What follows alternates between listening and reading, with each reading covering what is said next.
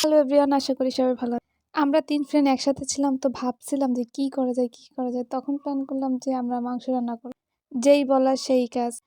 একজনে কাটতাছে তো কাটতেই আছে, এরকমভাবে কাটতাছে, ওরকমভাবে কাটতাছে, শিখাই দিতেছি আমরা। আসলে ও মাংস কাটতে পারে, কিন্তু আসলে আমরা একটু পাট নিয়ে বলতেছিলাম যে এরকম কর, ওরকম কর, মজা করছিলাম।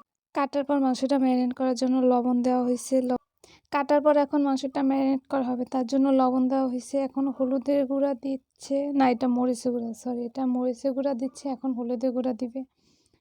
হলুদ, মরিচ, তেল, এই লবণ এটা দিয়ে খুব ভালোভাবে ম্যারিনেট করা হচ্ছে। কইরা 10 মিনিটের মতো রাখবে। আমার ফ্রেন্ড মাখতেছে, তো মাখতে আছে, কোনো সারাসারি নেই। ও ভালো করে মাখাইতেছে ছিল, আর আমরা দুইজন বসে বসে ভিডিও করতেছিলাম আর মজা নিচ্ছি। হলুদ কম হয়ে গেছে দেখে আবার হলুদ দিচ্ছে। ভালো করে মাখাই নিতেছে, আর আমরা সবাই মিলে অনেক মজা করছি ওই দিন। তো ওরে দিয়ে শুধু মাংস কাটা আর ম্যারিনেট করা হয়েছে, আর আমরা ক্যামেরাম্যান ছিলাম, আর মাংস রান্নার দায়িত্ব ছিল আরেকটা ফ্রেন্ড, আর আমি শুধু ক্যামেরাই করছি, কিছুই করি নাই। শুধু বসে বসে সবার ভিডিও করছি আর দেখছি। আসলে আমি পারি, কিন্তু করি নাই। তারপর এই যে আলু ভাজতে ছিল আরেকটা ফ্রেন্ড, ও এমনভাবে আলু ভাজতে ছিল মনে হইতেছে আলু ভাজা হচ্ছে না, ওরাই ফ্রাই করা হচ্ছে। ভাজার পরে মাংসটার এখন কড়াইতে দেওয়া হয়েছে তেল, মরিচ, হলুদ, কাঁচামরিচ, পেঁয়াজ, রসুন, যা যা লাগে সেইগুলো দিয়ে এখন এটারে কষানো হবে।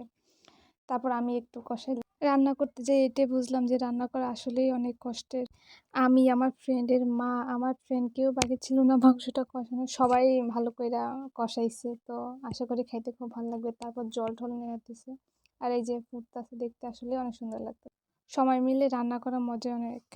আর ছিল ইলিশ মাছ, বাট এটা আমরা রান্না করি নাই, আমার ফ্রেন্ডের মা রান্না করছে, তো ওইটা ভিডিও আর দিতে পারিনি। রান্নায় সব থেকে মজার পার্ট ছিল আমার ফ্রেন্ডের আলু ভাজা। মানে ওর আলু ভাজা যদি দেখতেন ভাই, হাসতে হাসতে জীবন শেষ।